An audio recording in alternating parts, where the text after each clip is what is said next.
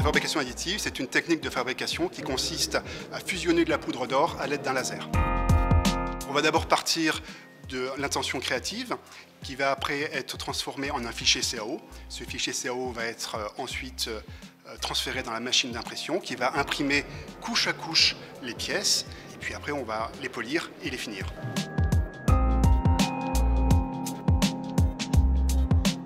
Pour le concours cette année, qui s'appelle Archaïque Futuriste, c'est un oxymore qui met en perspective des savoir-faire traditionnels de nos métiers et de nos filières d'excellence, que sont la bijouterie et la joaillerie, et des technologies du futur.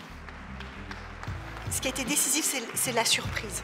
Nous surprendre tant sur les dessins que sur l'exécution. Se pousser et se challenger à avoir des nouvelles idées, c'est ça aujourd'hui la créativité aussi, et ça on l'a salué.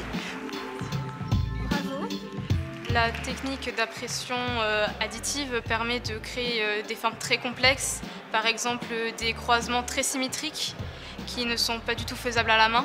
Ce que j'ai voulu raconter autour de ma bague, c'était la complexité de l'univers qui est vraiment au-dessus de nous et ces petits tissus nébuleux qui s'entremêlent, qui s'entrecroisent et qui permet à la suite d'insérer quelque chose, une petite pièce, comme une petite étoile en fait.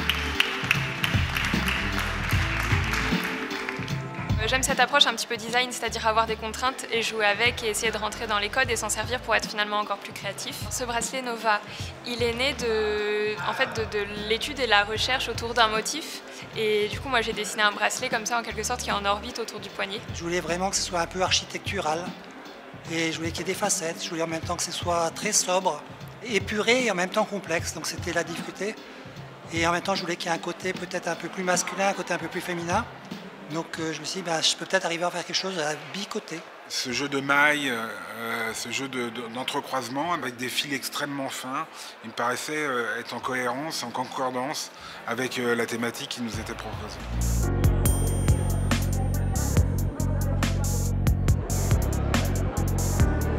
Ce concours, pour ça, était un fantastique challenge pour essayer d'aller voir jusqu'où on peut aller en technologie de fabrication additive. L'intérêt de la fabrication additive, c'est vraiment de permettre de défricher de nouveaux territoires de design, d'expression, et donc de générer des formes qui ne seraient pas envisageables dans les technologies traditionnelles. Cette technologie est essentielle en fait, parce qu'un dessin c'est juste une idée.